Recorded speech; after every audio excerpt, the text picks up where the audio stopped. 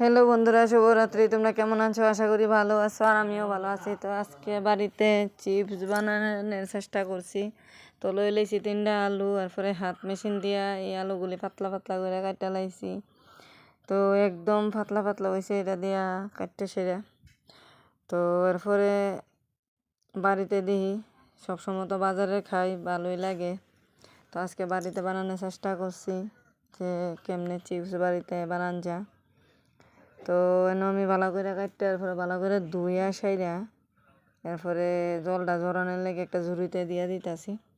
তো ভালো করে জলটা যখন জইরা যাবো গা, এরপরে এগুলির একদম ফ্যানের নিচে দিয়া ভালো করে শুকাই লাইতে হইব। না শুকাইলে আবার আলুতে যদি জল থাকে তাইলে তেলে দিলে একদম গায়ে ফোড়নের আশঙ্কা থাকে।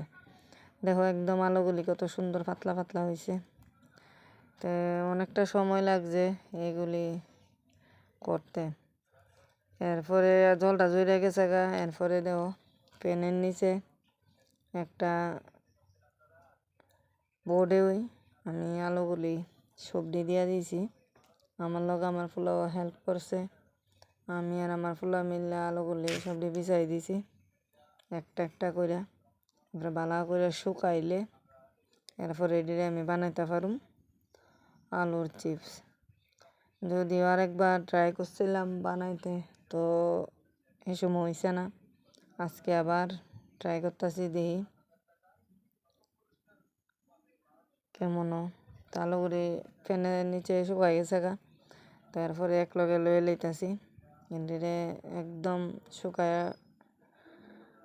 তো আবার তেলটা গরম করে তেলে ছাইড়া দিছি, 2-3টা করে ভাজতেছি।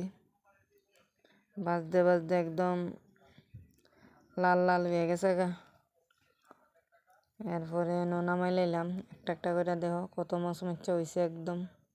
আমারটা একটু কড়া ভাজা হয়ে গেছে আর কি, কিন্তু ভালোই হয়েছিল।